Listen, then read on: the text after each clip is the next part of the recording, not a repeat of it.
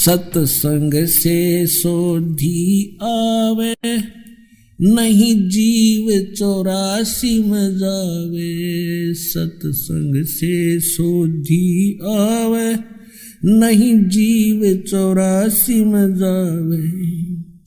अब मेटो द्वेष और राग, हो राग या उम्र बतेरी जाली। अब मेटो द्वेष और राग, हो राग या उम्र बतेरी जाली। दूसरी बात ये है इसके अंदर कि कोई ये सोचे कि अनल हक मंत्र से उसमें आसक्ति आ गई थी, नहीं। उस अनल हक मंत्र के जाप करने वाला पूरा गांव था, नगर था, आसपास के और भी बहुत लोग थे जो वैसे उपदेशी थे, आसपास के बहुत से उनके शिष्य थे, लेकिन वो गुप्त रखते थे, सामने किसी को बताते नहीं थे लोक लाज के कारण। तो कहने का भाव ये है कि उस एक मंसूर के अंदर ये क्यों काम कर गया और सिमली में नहीं किया उसने। ये पिछले ही पुण्य से होते हैं पूर्ण हंस मुराद, ये पूर्व जन्म के संस्कार थे, उस मंत्र का इसमें कोई योगदान नहीं था। अब प्रसंग जो चल रहा है उसी पर हम थोड़ा सा डिस्कस करते हैं कि जिस परमात्मा के लिए इतनी कुछ कुर्बानियां संत महात्माओं ने की, तो वो कैसा है भगवान, ये तो अंडरस्टूड है कि वो कितना सुखदाई होगा, और वहां जाने के बाद प्राणी को कैसा सुख होगा।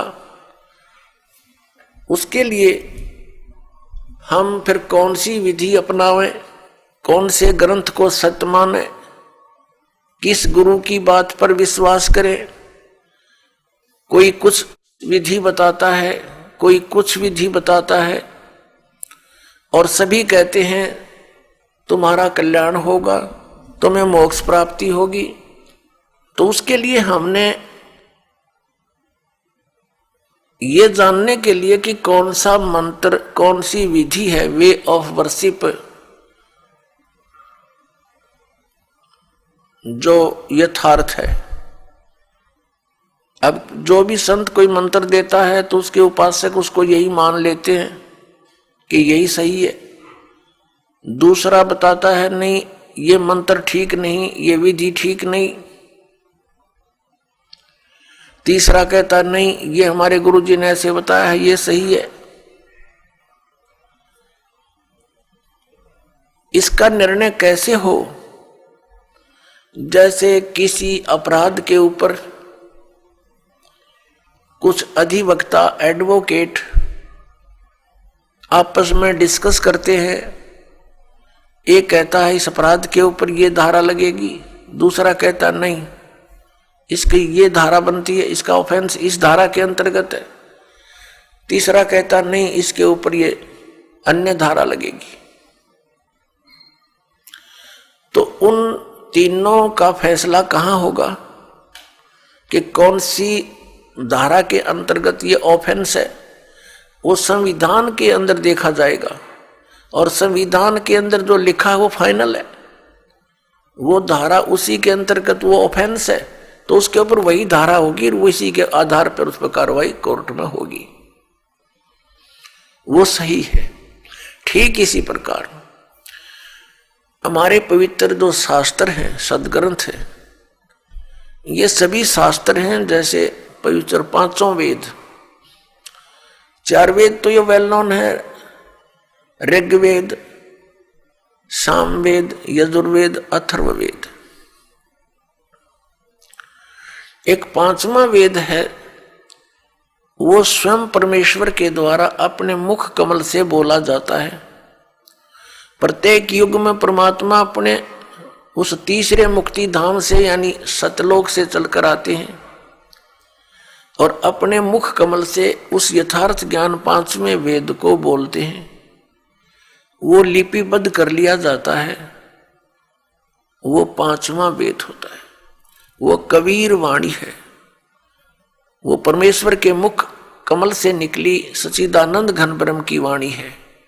गीता जी अध्याय नंबर 4 के श्लोक नंबर 32 में गीता ज्ञानदाता कहता है कि अर्जुन, जो विधि साधनाएं आपने गीता अध्याय नंबर 25 के श्लोक 31 तक सुनी, कोई कैसी साधना करता है, कोई हठ योग करता है, कोई स्वाध्याय ही करता रहता है, कोई अन्य देवताओं की पूजा करता है, कोई कठिन घोर तप करता है, कोई अहिंसावादी है जैसे मुख पर पट्टी बांध कर नंगे पैरों घूमना, कोई केवल योग अभ्यास हठ योग करके समाधिस्थ होने की चेष्टा करता है, कोई प्राण अपान की क्रियाएं करता रहता है, कोई श्वासों को बाहर निकलते अंदर जाते देखता रहता है।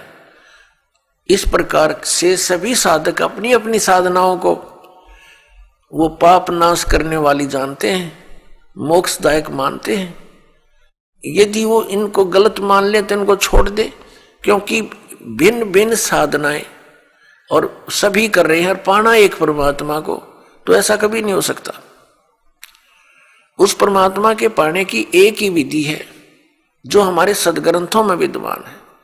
तो उसके बाद बताया है कि ये सभी इस प्रकार के यज्ञ यानी धार्मिक अनुष्ठानों की जानकारी विस्तार के साथ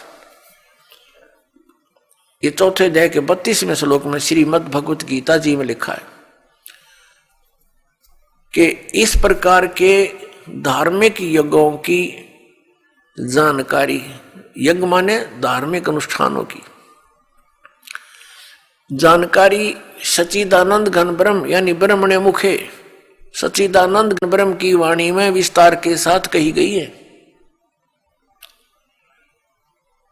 और उसको जानने के उपरांत फिर तू सभी कर्म बंधन से मुक्त हो जाएगा। चौथे अध्याय के 34वें श्लोक में कहा कि वो तत्व ज्ञान जो परमात्मा ने अपने मुख कमल से बोला है वो तत्व ज्ञान है। उस तत्व ज्ञान को तू तत्वदर्शी संतों के पास जाकर समझ। वो तत्वदर्शी संत तुझे उस परमात्म तत्व का ज्ञान कराएंगे।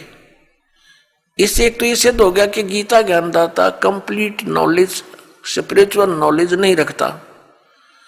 उसने ऑप्शन छोड़ दिया कि वो यथार्थ ज्ञान उस परमात्म तत्व का 18वें अध्याय के 62वें श्लोक में गीता ज्ञानदाता जिस अन्य परमात्मा की शरण में जाने को कह रहा है, उसकी जानकारी कहते हैं उस तत्वदर्शी संतों के पास जाकर समझ, वो बतावेंगे। गीता ज्ञानदाता नहीं जानता। तो वहां क्या बताया है कि वो सच्चिदानंद घन ब्रह्म की वाणी वो सूक्ष्म वेद है। यहां गीतानुवाद कर्ताओं ने चौथे अध्याय के 32वें श्लोक में अनर्थ कर दिया। ब्रह्मणे मुखे एक शब्द है इसके अंदर मूल पाठ में, उन्होंने इसका अर्थ गलत कर दिया, वेद की वाणी लिख दिया। नहीं, वेद ज्ञान तो गीता ज्ञानदाता बोल ही रहा है। जिनको तुम वेद मानते हो, चारों वेदों का एक सारांश है ये श्रीमद् भगवत गीता। कोड वर्डों में है, अधिकतर संक्षेप में है। तो वो तो बोल ही रहा है, वो खुद कह रहा है कि 5वां जो वेद है उसके अंदर वो लिपिबद्ध है, वो तत्व ज्ञान है। उसको तत्वदर्शी संतों के पास जाकर समझ और फिर जैसा वो बताएं ऐसे कर। तो पुण्यात्मा, हमारे सदग्रंथ कौन से हैं जो परमात्मा का विधान है और जिन पर हम विश्वास करेंगे और करना चाहिए। हमारे सदग्रंथ यानी शास्त्र कहो, सदशास्त्र कहो, ये कौन कौन से हैं? पवित्र 5 वेद, 4 वेद तो अंडरस्टूड है, 5वां ही आपको बता दिया सूक्ष्म वेद। और श्रीमद् भगवत गीता इन 4 वेदों का सारांश है और 5वें का इसमें हिंट दिया है। ये तो है गॉड गिवन स्पिरिचुअल नॉलेज, परमात्मा दत्त, प्रभु दत्त है ये, ब्रह्म दत्त है ये। और फिर 18 पुराण ये अध्यात्म ज्ञान को समझने के लिए सहयोगी हैं। और इनके अंदर जो वे ऑफ वर्शिप लिखी है, यदि वो वेदों से मिलती है, श्रीमद् भगवत गीता से मिलती है, तो वो तो सही है, उतना तो वेदों और गीता वाला ही ज्ञान है। बाकी उस वेद, उस पुराण के वक्ता के घर का है, उसका अपना अनुभव है। अब उसका अनुभव वेदों और गीता से नहीं मिलता तो हमें मान्य नहीं है, हमें स्वीकार्य नहीं है। क्योंकि पुराण कौन है, पुराण क्या है? ये श्री ब्रह्मा जी ने बोला ज्ञान है। ये 4 वेद, ऋग्वेद, सामवेद, यजुर्वेद, अथर्ववेद, ये 4 वेद ब्रह्म ने अपने पुत्र रजगुण ब्रह्मा जी को दिए थे। और ये 5 वेद, ये सूक्ष्म वेद सहित ये 5 वेद पूर्ण परमात्मा ने, सत्य पुरुष ने, परम अक्षर ब्रह्म ने इस ब्रह्म के अंदर, ज्योति निरंजन के अंदर फीड कर दिए थे। और उसमें टाइम फिक्स कर दिया था कि इतने समय के उपरांत ये सब तय इसकी श्वासों से बाहर आएंगे। जैसे कोई मादा है, गाय भैंस है, वो नए दूध होती है, गर्भ धारण करती है, समय आने पर बच्चा ऑटोमेटिकली बाहर आ जाता है। तो ऐसी सतिथि परमात्मा ने, पूर्ण ब्रह्म ने हमारे लिए की थी कि ये बच्चे भगवान को भूल ना जाएं, परमात्मा की भक्ति करेंगे इन वेदों अनुसार तो इनको बहुत लाभ होगा, इन पर आपत्तियां नहीं आएंगी, कष्ट नहीं आएंगे। ये गलती से काल के साथ चले गए हैं। वो 5 वेद जब इसके श्वासों के द्वारा, ब्रह्म के श्वासों के द्वारा निकले तो इसने उनमें देखा कैसा ज्ञान है भगवान ने दिया है। तो उसने वेदों को पढ़ा तो 5वां वेद था, उसमें सारांश था, 4 वेदों का निष्कर्ष था और पूर्ण परमात्मा की जानकारी और उसकी वे ऑफ वर्शिप, पूजा की विधि भी लिखी थी। वो घबरा गया कि इन प्राणियों को जो मेरे अंतर्गत आगे हैं, इनको यदि पूर्ण परमात्मा का और वहां के सुख का ज्ञान हो गया तो ये सब भाग जाएंगी ऐसी साधना करके। इसलिए इसने उस 5वें वेद को नष्ट कर दिया। 4 वेद दे दिए जिनमें गोलमोल ज्ञान है। गोलमोल का अर्थ क्या है, भावार्थ क्या है कि इसमें महिमा तो है परम अक्षर ब्रह्म की और केवल पूजा की विधि है ब्रह्म तक की। जैसे यजुर्वेद अध्याय नंबर 40 के मंत्र नंबर 15 में लिखा है कि ओम कर्तु समर किलबे समर कर्तुम समर। ओम नाम का जाप काम करते करते सिमरण करो, विशेष कसक के साथ सिमरण करो, श्रद्धा के साथ, पूरी आस्था के साथ, और मनुष्य जीवन का मूल कार्य जानकर ओम नाम का स्मरण करो। ओम नाम ब्रह्म का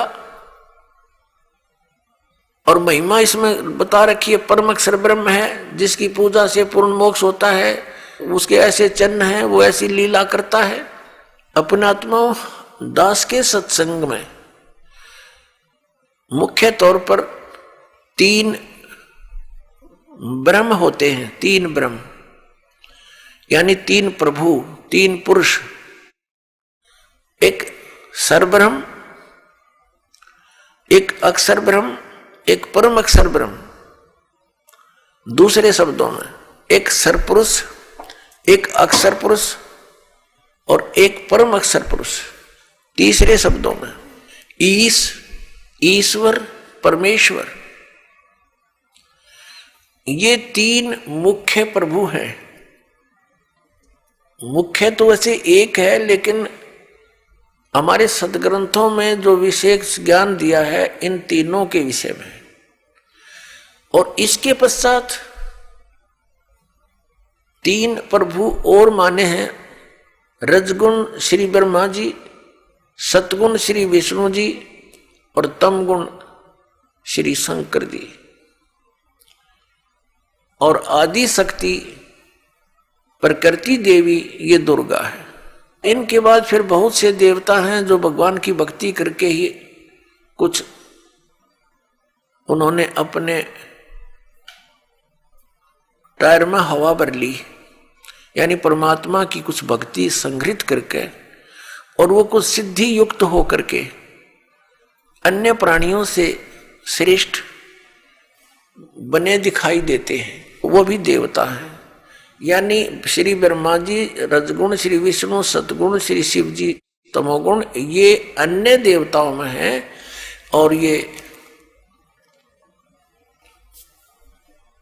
हमारे इस तत्व ज्ञान के अंदर मुख्य तौर पर प्रभु नहीं गिने जाते।